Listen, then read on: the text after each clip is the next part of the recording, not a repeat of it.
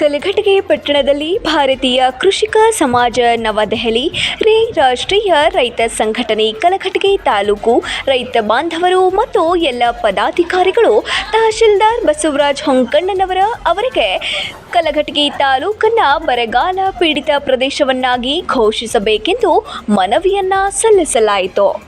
ಈ ವೇಳೆ ಸಂಘಟನೆಯಿಂದ ಈ ಬಾರಿ ಅತಿವೃಷ್ಟಿ ಹಿನ್ನೆಲೆ ಕಲಘಟಗಿ ತಾಲೂಕನ್ನು ಬರಗಾಲ ಪೀಡಿತ ಪ್ರದೇಶವೆಂದು ಘೋಷಣೆ ಮಾಡಬೇಕು, ಜೊತೆಗೆ ರೈತರ ಆರ್ಥಿಕ ಸ್ವಾವಲಂಬನೆಗಾಗಿ ಸಾಲ ಮನ್ನಾದಂತಹ ಕ್ರಮವನ್ನು ಸರ್ಕಾರ ಜರುಗಿಸಬೇಕೆಂದು ಆಗ್ರಹಿಸಿದರು.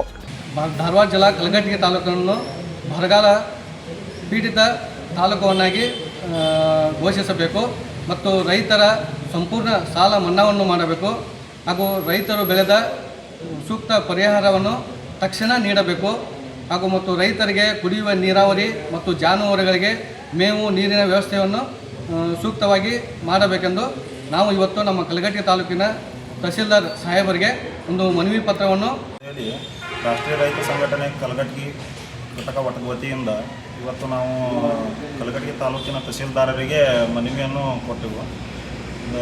ಕಲಘಟಗಿ ತಾಲೂಕು ಬರಪೀಡಿತ ಪ್ರದೇಶ ಅಂತೇಳಿ ಘೋಷಣೆ ಮಾಡಬೇಕು ಹಾಗೂ ರೈತರ ಒಂದು ಬಾರಿ ಸಂಪೂರ್ಣ ಸಾಲ ಮನ್ನಾ ಮಾಡಬೇಕು ಅಂತೇಳಿ ನಮ್ಮ ಸಂಘಟನೆ ವತಿಯಿಂದ ಹಾಗೂ ಕಲಘಟಗಿ ತಾಲೂಕಿನ ಎಲ್ಲ ರೈತರ ವತಿಯಿಂದ ಮನವಿಯನ್ನು ಕೊಟ್ಟಿವಿ. ಈ ಸಂದರ್ಭದಲ್ಲಿ ಅಧ್ಯಕ್ಷ ವಿನಾಯಕ್ ಮ್ಯಾಗೇರಿ, ಉಪಾಧ್ಯಕ್ಷ ಚನ್ನಬಸಪ್ಪ ಚಿಮಣಿ, ಜಂಬೋ ಮಾಳಗಿ, ಪ್ರಧಾನ ಕಾರ್ಯದರ್ಶಿ ಶಂಕರ್ ಪಾಟೀಲ್, ಫಕೀರೇಶ್ ಕಲ್ಮೇಶ, ವಿನಾಯಕ ಕೊಪ್ಪತ್, ಸಿದ್ಧಾರ್ಥ್ ಬನ್ನಪ್ಪ ಹಾಗೂ ರೈತ ಮುಖಂಡರು ಉಪಸ್ಥಿತರಿದ್ದರು. Iliyas Gidadandanavar, 9 live news, Kalghatgi.